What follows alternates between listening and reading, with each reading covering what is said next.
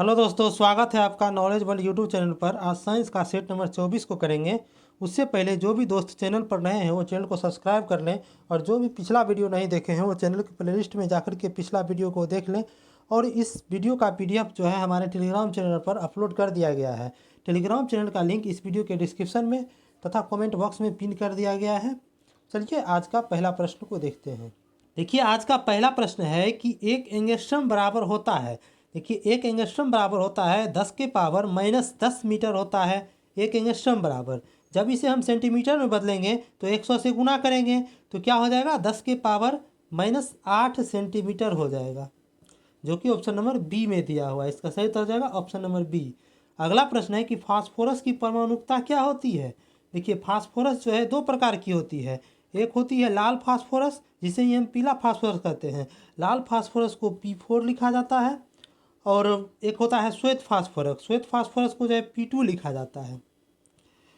अब देखिए, ज़्यादातर जो है सामान्यतः जो है लाल फास्फोरस ही पाया जाता है, इसी कारण से इसका प्रमुखता हम लाल फास्फोरस के हिसाब से लेंगे। अगर हमको क्लियर कर देता कि श्वेत फास्फोरस का प्रमुखता क्या है तब हम 2 लेते, लेकिन यहाँ 4 लेंगे, जो कि ऑप्शन नंबर बी में दिया हुआ है। अगला प्रश्न है कि पेट्रोल से डीजल, किरोसिन इत्यादि को अलग करना क्या है।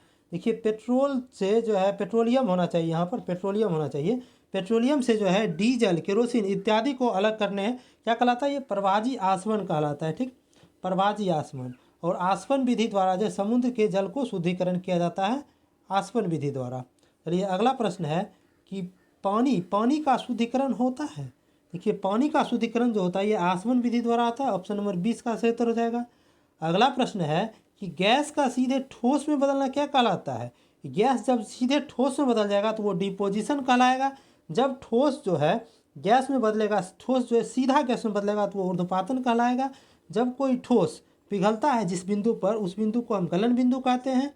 और जमना बिंदु क्या होगा, जब कोई द्रव जो है जिस बिंदु पर जमना स्टार्ट हो जाता है। मतलब प्रश्न है कि समुद्र में पानी से प्राप्त होता है, समुद्र में जो है पानी से जो होता है सोडियम प्राप्त होता है। ठीक, लेकिन पूछेगा आयोडीन कहाँ से प्राप्त होता है, तो आयोडीन प्राप्त होता है समुद्री घास होता है, एक समुद्री शैवाल होता है जिसका नाम है लेमिनेरिया, उसी से जो है आयोडीन प्राप्त होता है। देखिए, अगला प्रश्न है कि नाभिकीय रिएक्टर में मंदक का क्या कार्य है। देखिए, नाभिकीय रिएक्टर में जो है मंदक के रूप में यहाँ पर D2O यानी ड्यूटेरियम ऑक्साइड यानी भारी जल और ग्रेफाइट का प्रयोग किया जाता है। ठीक, और मंदक जो है यह न्यूट्रॉन को धीमी करता है। ये क्या करेगा, ये न्यूट्रॉन को धीमी कर देता है मंदक। ठीक, अब आ जाइए नियंत्रक क्षर एक होता है। नियंत्रक क्षर के रूप में जो है बोरोन और कैडमियम का प्रयोग किया जाता है। ठीक, और बोरोन और कैडमियम जो है यह न्यूट्रॉन को आवेशित कर देता है। नियंत्रक क्षर में जो बोरोन और कैडमियम का प्रयोग किया जाता है ये क्या करता है कि न्यूट्रॉन को आवेशित करता है। देखिए, क्वेश्चन पूछा है कि रिएक्टर में मंदक का क्या कार्य है। देखिए, मंदक क्या करेगा, ये न्यूट्रॉन को आवेशित करेगा, नहीं, न्यूट्रॉन को आवेशित कौन करेगा, बोरोन और कैडमियम, ये नियंत्रक क्षर करेगा। बी है कि न्यूट्रॉन को धीमा कर देता है, तो यही उत्तर हो जाएगा ऑप्शन नंबर बी सही, इसका सही उत्तर हो जाएगा कि न्यूट्रॉन को धीमा कर देता है। चलिए अगला प्रश्न है कि पोखरण में जो है किस वर्ष पहला परमाणु परीक्षण आयोजित किया गया था। देखिए, पोखरण में जो है 1974 ईस्वी में पहला परमाणु परीक्षण आयोजित किया गया था। ये किया गया था 18 मई 1974 ईस्वी को। 1974 ईस्वी को कहीं डेट के साथ पूछ दिया तो 18 मई 1974 ईस्वी को पहला परमाणु परीक्षण किया गया था पोखरण में। चलिए अगला प्रश्न है कि प्रकाश उत्सर्जक यानी डायोड एलईडी उपकरणों में प्रयोग किया जाता है। जैसे टेलीविज़न डैश छोड़ती है, देखिए टेलीविज़न जो है रेडियो तरंग छोड़ती है। इसका सही तो जगह ऑप्शन नंबर सी, रेडियो तरंग। पराबैंगनी किरण जो है ये सूर्य के द्वारा निकलता है पराबैंगनी किरण। एक्सरे किरण जो है जब टंगस्टन से जो विद्युत धारा प्रवाहित की जाती है, यानी टंगस्टन जब इलेक्ट्रिक करंट प्रवाहित की जाती है तो एक्सरे निकलता है। ठीक, चलिए अगला प्रश्न है कि जल का वाष्पीकरण होता है। देखिए, जल का जो वाष्पीकरण होता है, आप देखे होंगे जब कोई जल को उबाला जाता है तो उसका वाष्पीकरण कैसे होता है, जब हम उबालते हैं तो थोड़ा भी टेम्परेचर उसमें बढ़ाया जाता है, मतलब थोड़ा देर के बाद जो है वाष्पीकृत होने लगता है। यानी इसका मतलब क्या हुआ कि समस्त तापमान पर जल जो है वाष्पीकृत होने लगता है। चलिए अगला प्रश्न है कि डैश की आवृत्ति मनुष्यों के लिए श्रव्य नहीं है। देखिए, श्रव्य आवृत्ति होता है 20 हर्ट्ज से 20,000 हर्ट्ज। 20,000 हर्ट्ज कहिए या इसे ही 20 किलो हर्ट्ज कहते हैं। इस बीच की आवृत्ति को हम श्रव आवृत्ति कहते हैं। चलिए ऑप्शन देखते हैं। ऑप्शन ए है 18,000 हर्ट्ज, ये तो बीच में ही आ गया, ये तो श्रव आवृत्ति हो गया। सी है 100 हर्ट्ज, ये भी बीच में आ गया, ये भी श्रव आवृत्ति हो गया। डी है 20,000 हर्ट्ज, हाँ ये भी श्रव आवृत्ति है, लेकिन हमसे पूछा है मनुष्य के लिए श्रव आवृत्ति नहीं है, तो क्या हो जाएगा 22,000 हर्ट्ज, जो कि 20,000 हर्ट्ज से ज़्यादा है। देखिए अगला प्रश्न है कि हवा में ध्वनि की गति से अधिक गति डैश के रूप में जानी जाती है। हवा में जब ध्वनि की गति से अधिक गति होगा तो उसे हम सुपरसोनिक कहते हैं, जो कि ऑप्शन नंबर ए में दिया हुआ है। देखिए अगला प्रश्न है कि आइंस्टीन का विशेष सापेक्षता का सिद्धांत सबसे पहले किस साल में प्रस्तावित किया गया। ये क्या गया 1905 ईस्वी में आइंस्टीन का सापेक्षता का सिद्धांत 1905 ईस्वी में प्रस्तावित। देखिए अगला प्रश्न है कि किसी यौगिक की सबसे छोटी संभव इकाई को क्या कहते हैं। देखिए तत्व जो होता है तत्व का सबसे छोटी इकाई को परमाणु कहते हैं, सबसे छोटी संभव इकाई को परमाणु कहते हैं, ठीक। और यौगिक जो होता है यौगिक, इसके सबसे छोटी इकाई को हम अणु कहते हैं, ठीक। अब देखिए हमसे पूछा क्या है कि किसी यौगिक यानी यौगिक का सबसे सूक्ष्म इकाई क्या हो जाएगा, कि अणु हो जाएगा, जो कि ऑप्शन नंबर ए में दिया हुआ है। अगर पूछता कि तत्व का सबसे सूक्ष्म इकाई क्या होगा तो परमाणु हो जाएगा। चलिए अगला प्रश्न है कि मनुष्यों की सामान्य स्पंदन दर यानी पल्स रेट क्या होती है। देखिए मनुष्य की पल्स रेट जो है 70 से 80 बीट प्रति मिनट होती है। देखिए कुछ जंतु है जिसका कि पल्स रेट याद कर लीजिए, ये बार बार एग्जाम में पूछा जाता है। तो मनुष्य का तो याद हो ही गया 70 से 80। और देखिए ऊँट का जो होता है पल्स रेट, ऊँट का पल्स रेट होता है 30 से 40 होता है ऊँट का पल्स रेट, ठीक।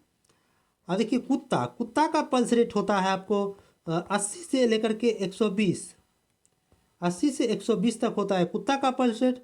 और यानी गाय का जो होता है पल्स रेट, गाय का पल्स रेट होता है 60 से 70 तक, ठीक। चलिए अगला प्रश्न को देखते हैं। गुरुत्वाकर्षण का सार्वभौमिक नियम डैश पर लागू होता है। गुरुत्वाकर्षण का जो सार्वभौमिक नियम है, ये सार्वभौमिक नियम है, ये सभी जगह लागू होता है, यानी कि इसका उत्तर हो जाएगा वस्तुओं के किसी भी युग्म पर लागू हो जाता है, ठीक ना। गुरुत्वाकर्षण का सार्वभौमिक नियम जो है इसे कैपिटल जी से सूचित किया जाता है, ठीक ना। तो कैपिटल जी का मान क्या है, तो इसका मान होता है 6.67 गुना 10 के पावर -11 न्यूटन मीटर स्क्वायर प्रति केजी स्क्वायर होता है।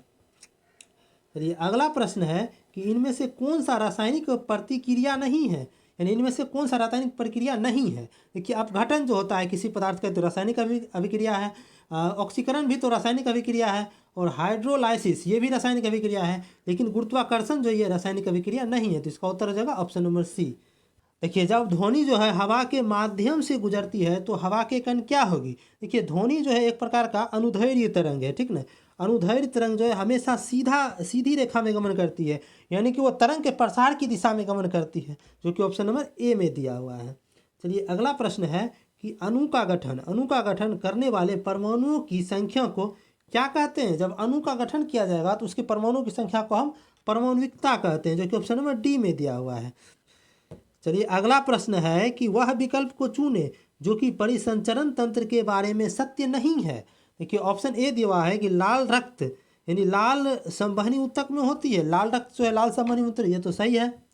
बी दिया हुआ है कि एक वयस्क व्यक्ति में लगभग 6.8 लीटर रक्त होती है, ये भी सही है। सी है कि मानव लाल रुधिर कणिका यानी आरबीसीज का जीवन काल 115 से 120 दिन होता है, ये भी सही है। ऑप्शन डी दिया हुआ है कि यह मानव शरीर के भार का लगभग 17 से 18% है, ये गलत दिया हुआ है। ये जो है मानव के शरीर का भार का जो है परिसंचरण तंत्र लगभग 7% के होता है, ठीक है। तो इसका उत्तर हो जाएगा सत्य नहीं है, तो यही हो जाएगा ऑप्शन नंबर डी, जो कि सत्य नहीं है। चलिए ये आज का अंतिम प्रश्न था। जो भी दोस्त चैनल पर नए हैं वो चैनल को सब्सक्राइब कर लें, और जो भी पिछला वीडियो नहीं देखे हैं वो हमारे चैनल के प्लेलिस्ट में जा करके पिछला वीडियो को देख लें, और इसका PDF जो है हमारे टेलीग्राम चैनल पर अपलोड कर दिया गया है। चलिए वीडियो में अंत तक बने रहने के लिए धन्यवाद। मिलते हैं अगले वीडियो में।